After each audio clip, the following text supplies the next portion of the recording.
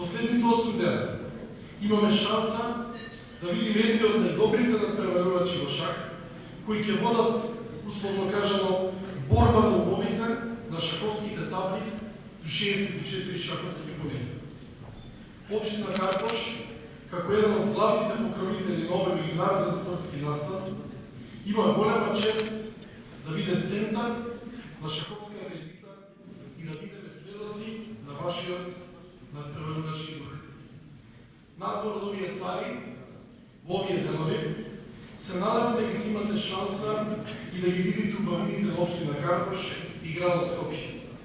Во близина овде сме на реката Вардар и спортската зона Лош брегот Нисмат.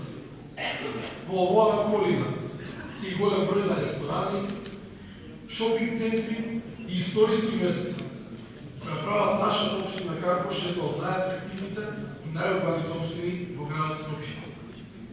На крајот, го прогласувам турнирот Картош Опен 2018 за отворен. Посакувам добри среќа и успех